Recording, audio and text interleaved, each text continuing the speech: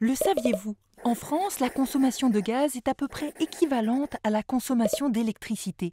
Qu'il soit particulier, PME ou industriel, pas moins de 11 millions de clients utilisent le gaz chaque jour pour cuisiner, se chauffer et même pour se déplacer. Avec une consommation 5 fois plus importante en hiver qu'en été, le gaz couvre à lui seul 40% des besoins de chauffage des logements et des bâtiments.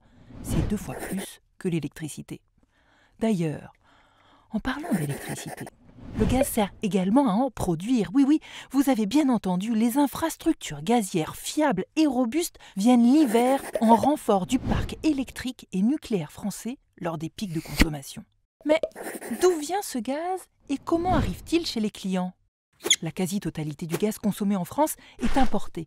Il arrive du monde entier, soit par gazoduc, soit par bateau, les fameux méthaniers, qui transportent du gaz naturel liquéfié, ou GNL, à une température de moins 162 degrés. Petit aparté d'ailleurs, concernant les méthaniers, vous ne le savez peut-être pas, mais le plus grand au monde peut transporter jusqu'à 10 fois la consommation annuelle de la métropole nantaise. Une fois dans le réseau de transport, une sorte d'autoroute du gaz, celui-ci peut circuler jusqu'à 40 km/h. Ensuite, pour pouvoir progresser dans les 38 000 km de ce réseau, le gaz est recomprimé. Enfin, dernière étape avant d'arriver chez le client, le gaz passe dans le réseau de distribution, un réseau de plus de 200 000 km, soit 5 fois le tour de la Terre. J'allais oublier un point important, le stockage. Les sites de stockage sont directement reliés au réseau de transport. Et, petite particularité française liée à sa géologie, le gaz est stocké sous terre.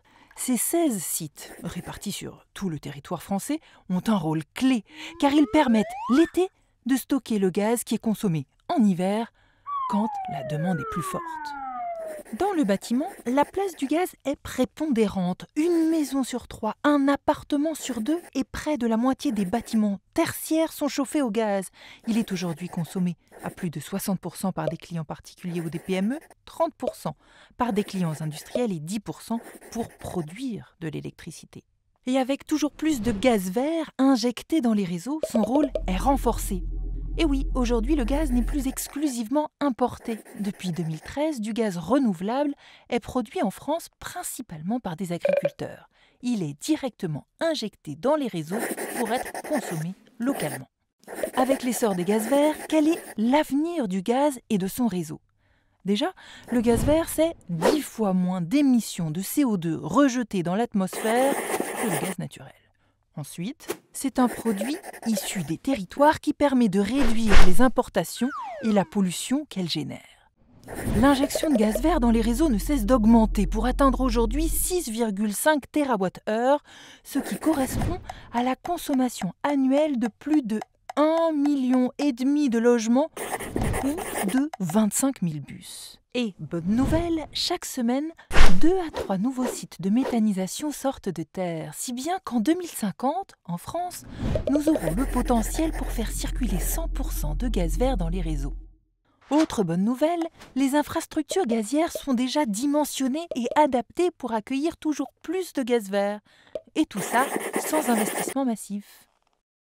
Et comme de bonnes nouvelles n'arrivent jamais seules, sachez qu'en plus de ça, le réseau de distribution est déjà prêt pour accueillir l'hydrogène. En fin de compte, les infrastructures gazières, véritable patrimoine industriel français, sont un maillon essentiel pour la réussite de la transition énergétique et écologique. D'ailleurs, le gaz vert est la seule énergie renouvelable qui atteindra dès 2022 les objectifs fixés par le gouvernement dans sa loi de transition écologique pour la croissance verte. Le gaz est indispensable au mix énergétique d'aujourd'hui et de demain.